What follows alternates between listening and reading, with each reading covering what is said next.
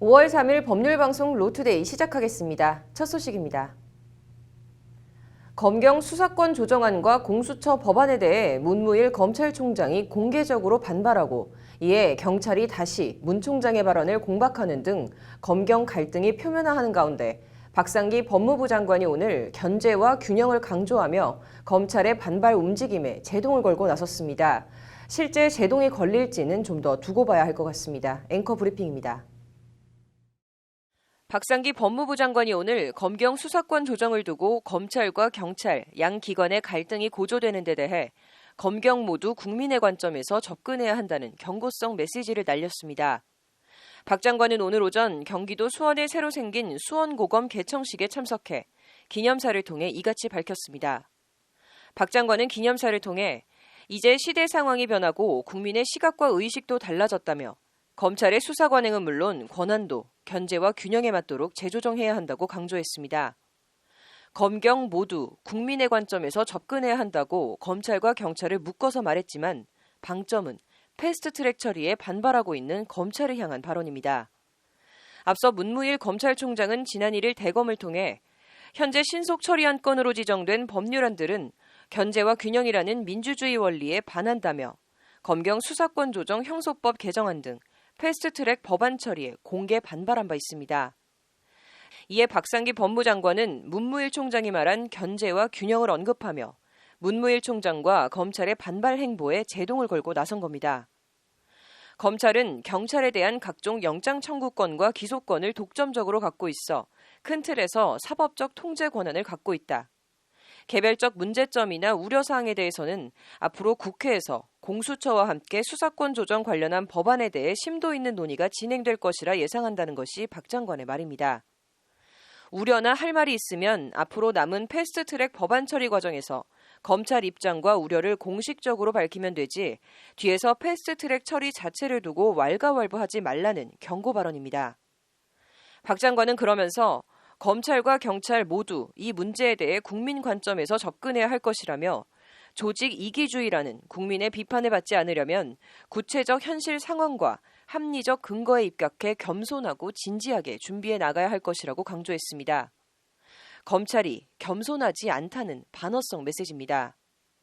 검찰 안팎에선 임기가 2달 남은 문무일 총장이 검찰 반발에 총대를 매는 차원에서 임기를 다 채우지 않고 사표를 낼 거라는 관측도 나오고 있습니다. 임기를 불과 2달 남겨놓은 말년 검찰총장에게 검사도 아닌 교수 출신 법무장관의 경고가 얼마나 먹힐지는 의문입니다.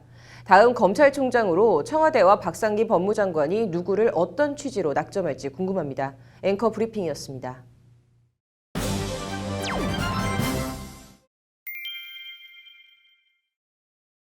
사형제를 폐지해야 하냐, 유지해야 하냐, 일도 양단식으로 답을 얻기 어려운 영원한 화두입니다. 국가인권위가 오늘 사형제 및 대체 형벌 청문회를 열었다고 하는데 이 사형제를 어떻게 해야 하는 걸까요? 심층 리포트 장한지 기자의 보도입니다. 우리나라는 김영삼 정부 마지막 해인 1997년 12월 사형이 집행된 이후 21년 넘게 사형을 집행하지 않은 사실상 사형제 폐지 국가입니다. 그럼에도 사형제 폐지를 공식화하는 것은 늘 뜨거운 감자였습니다. 사형제 폐지를 말하는 쪽에선 만에 하나 있을지 모를 오판으로 인한 사법 살인 가능성을 사형제 폐지의 주요 근거로 들고 있습니다. 오판도 아닌 국가가 의도적으로 사법 살인을 저지른 유신 정권 시절 인혁당 사건이 대표적인 사례입니다. 깨달았습니다. 국가기관이 잘못된 수사와 재판으로 35년 만에 재심을 통해 무죄를 선고받았지만 저희 남편은 돌아올 수가 없었습니다. 가족들은 결코 사랑하는 사람을 볼 수도 만질 수도 없고 말을 걸 수도 없습니다. 사형은 바로 이런 것입니다. 한 번 집행하면 다시는 돌이킬 수 없는 일이 바로 사형입니다. 반면 사형제를 존치해야 한다는 쪽에선 인혁당 사건 같은 경우는 다 옛날 얘기고 지금은 그런 일이 있을 수 없다고 반박합니다. 증거가 명백한 흉악한 연쇄살인마나 아동 성폭행 살인범 등을 살려둬야 할 이유가 없다는 겁니다. 고귀한 생명을 무참히 잔인하게 목숨을 끊어놓고서 살려둔다는 것은 저는 솔직히 이해가 안 되고요. 사람을 이제 죽였으면 본인도 죽어야 된다고 사형을 시켜야 된다고 저는 생각하고 있습니다. 사람을 함부로 죽여놓고 살고 산다는 것은 말이 안 된다고 보고 일단 사형제가 범죄 예방 효과가 없거나 극히 미약하다는 것은 국제적으로도 법조계나 학계 정설로 받아들여지고 있습니다. 이른바 위하력 효과가 분명치 않다는 건데 그럼에도 헌재는 지난 1996년과 2010년 두 차례에 걸쳐 사형제 조항에 대해 합헌 결정을 내린 바 있습니다. 사형제가 형벌 본질에 부합하고 입법 목적의 정당성이 인정되는 만큼 과잉금지 원칙이나 법익 균형성 원칙에 위배되지 않는다는 게 헌재의 결정이었습니다. 문제가 되는 것은 사형제도를 자의적이고 정치적으로 악용하는 국가체계의 비이성이지 흉악한 범죄 현실에 대해서 국민들이 느끼는 복수감정이라는 것은 우리가 법철학적으로 정의감정의 중요한 부분이고 이 정의감정이야말로 우리가 법을 신뢰하고 반면 응보 기능만 하는 형벌은 거꾸로 사형제가 의미 없음을 입증하는 반증이라는 것이 사형제 폐지 쪽의 주장입니다. EU 가입규약 등 국제적 추세만 봐도 사형제 폐지는 대세이자 흐름이라는 주장입니다. 각종 국제 인권 규범이나 EU와의 협약이나 이런 것들을 봤을 때 사실 현재 인권 규범에 있어서 많은 보편적 기준을 마련하고 있는 EU 같은 경우는 흔들림 없이 사형제 폐지를 입장으로 하고 있습니다. 우리나라는 실질적 사형제 폐지 국가로 분류되고 있는 가운데 문제는 공식적으로 사형제를 폐지했을 때 이후 대안입니다. 절충형으로 거론되는 것이 반인륜적 극악범죄나 반사회적, 반국가적 범죄에 한해 사형제를 유지시켜 점차적으로 폐지하는 한편 사형제를 대체할 형벌로는 가석방 없는 절대적 종신형이 많이 거론되고 있습니다. 아울러 무기징역보다 가석방 심사와 허가 기준을 엄격하게 적용하는 상대적 종신형도 사형제 대안으로 함께 거론되고 있습니다. 오판에 의해 사형이 판결, 집행될 경우 무고한 생명을 돌이킬 수 없다라는 관점으로 사형제 폐지를 주장하고 있습니다. 사형제 존치나 폐지의 입장은 모두 국민의 안전 그리고 인권 보호라는 중요한 가치라는 이러한 지향점을 갖고 있고 방법론적으로는 국민 법감정 등을 감안하면 국회가 법률 개정을 통해 사형제를 폐지하는 것이 난감한 만큼 헌법재판소 위원이나 헌법 불합치 결정으로 사형제 폐지를 강제하는 방안이 유력하게 거론되고 있습니다. 관련해서 헌재엔 세 번째 사형제 위헌 심판이 계류 중입니다. 찬반이 뚜렷이 갈리는 우리 사회 굵직한 제도 사형제에 대한 전향적인 변화가 이뤄질지 관심이 모아집니다. 이런 가운데 6자리가 진보 성향 재판관으로 채워진 헌법재판소가 사형제 폐지 판단을 앞두고 있습니다. 법률방송 장한지입니다. 네, 국내 굴지의 두 대기업이 이른바 배터리 전쟁을 벌이고 있다는데요. 어떻게 된 일일까요? 이호영 변호사의 뉴스와법에서 자세히 얘기해 보도록 하겠습니다. 네, 이 변호사님 어서 오십시오. 네, 안녕하세요. 일단 해당 기업이 LG화학과 SK이노베이션입니다. 네, 이 두 기업 간에 무슨 일이 있는 건가요? 네. 일단 지난 29일에 이제 LG화학이 SK이노베이션을 상대로 ITC라고 하거든요. 미국 국제위원회에 이제 뭐를 제소했냐면은 SK이노베이션이 자신들의 2차 전지 관련 기술을 탈취해갔다. 따라서 그런 제품들의 수입을 전면 금지해달라라는 청구를 하나 했고요. 그 다음에 마찬가지로 SK이노베이션을 상대로 델라웨어주 지방법원에다가는 영업비밀 침해 금지 및 손해배상 청구 소송을 각 제기를 했습니다. 네. LG화학이 주장하는 게 SK이노베이션이 우리 기술을 빼앗아 갔다 이런 취지인 것 같은데 이 사건 배경과 이들은 어떤 근거로 지금 이런 주장을 하는 겁니까? 네, 이제 LG화학의 주장에 따르면요, 이제 SK이노베이션이 LG화학에서 2차 전지와 관련된 주요 기술을 이제 개발한 핵심 인력들을 고의적으로 빼갔다라는 거거든요. 그래서 SK이노베이션은 LG화학의 어떤 이런 주장이 전혀 근거가 없는 것이고 이러한 어떤 근거 없는 비방을 멈추지 않는다면 오히려 자신 SK 측에서 지금 또 법적인 대응을 하겠다. 좀 이렇게 강경한 입장을 지금 표명하고 있는 상황입니다. 근데 여기서 조금 궁금한 게 국내 기업끼리의 법적 분쟁인데 왜 굳이 미국에서 소송을 하는지가 참 궁금하네요. 네, 이 부분이 이제 참 저도 안타까운 게 이게 국내 기업이 소송을 하면 당연히 국내 법원에서 해야 되는데 이제 미국까지 가서 소송을 하는 거거든요. 이게 이제 LG화학의 관계자가 밝힌 이유가 이러한 어떤 그 영업 비밀 침해와 관련된 이제 민사 소송인데 이런 민사 소송에서 미국 법원을 굳이 택한 이유는 미국 법원에 그 디스커버리 제도가 있기 때문이다라는 거거든요. 그래서 디스커버리 제도라는 건 뭐냐면 이제 증거 개시 절차라고 해서 그 소송을 앞두고 미리 이제 할 수 있는 거거든요. 그래서 소송과 관련된 주요 증거에 대해서 상대방에게 그러한 주요 증거를 오픈해라 라는 것을 청구를 하는 거예요, 법원에. 청구를 해서 법원에서 이제 그 증거 개시 명령을 하면 이것에 대해서 이제 상대 회사에서 따라야 되는 의무가 발생을 하는 것이고요.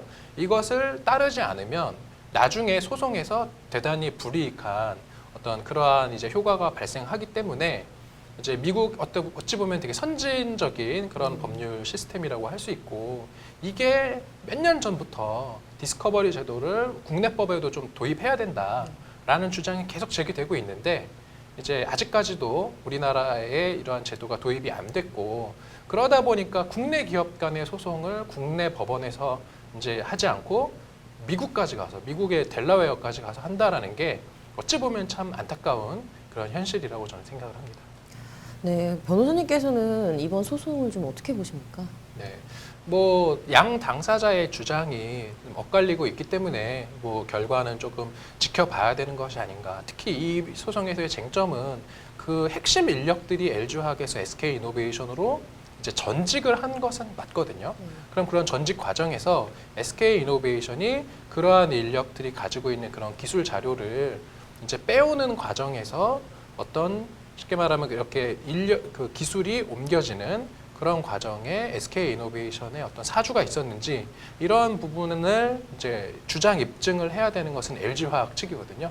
그래서 이런 부분이 좀 원활히 될 것인지 그 부분은 뭐 저도 한번 그 결과를 지켜봐야 된다라는 입장입니다. 네, 뭐 어찌됐건 미국에서 이제 법원에서 결과가 나올 텐데 저도 좀 궁금하네요. 오늘 잘 들었습니다. 다음 소식입니다. 장애인 고용 촉진 기금, 장애인들을 고용하지 않는 기업에 부담하는 기금인데 작년 기준 1조 원에 육박했다고 합니다. 왜 이렇게 많이 모였을까요? 법률방송 기자들의 시선으로 바라본 세상 취재 파일. 오늘은 장애인 고용의 딜레마 얘기해보겠습니다. 장애인 고용 촉진 기금은 장애인들의 일자리 확보와 기업들의 자발적인 장애인 고용을 독려하자는 취지로 만들어진 기구입니다. 상시 근로자 100인 이상 기업의 경우 3.1% 장애인 고용이 의무적으로 규정돼 있습니다.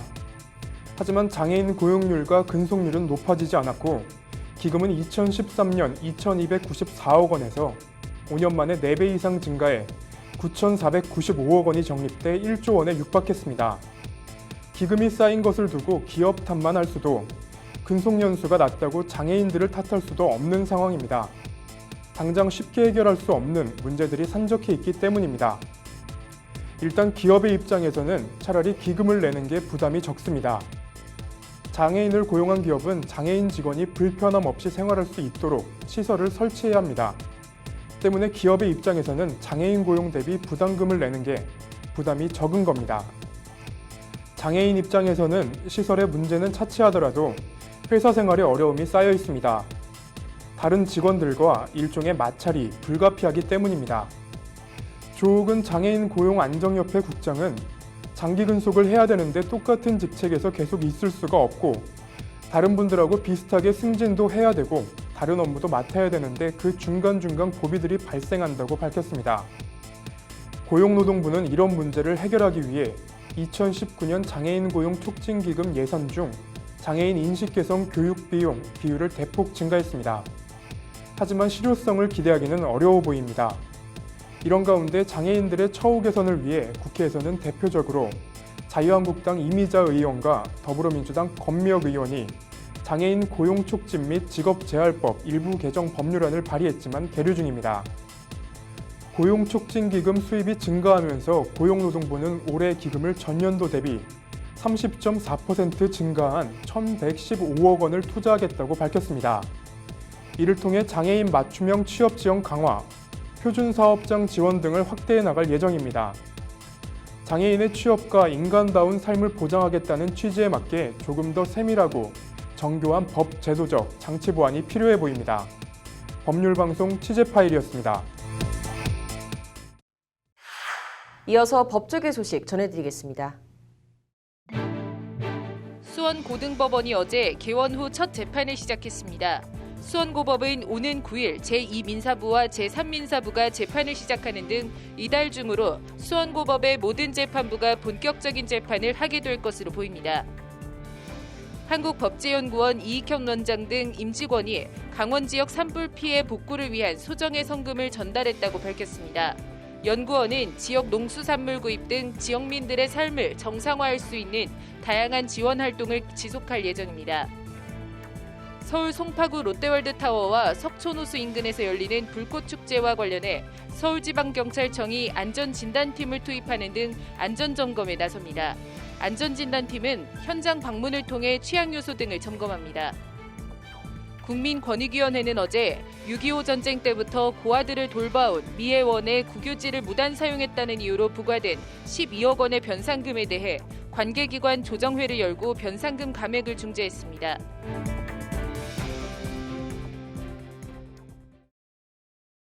(5월 3일) 법률방송 로투데이 여기서 마치겠습니다. 시청해주신 여러분 고맙습니다.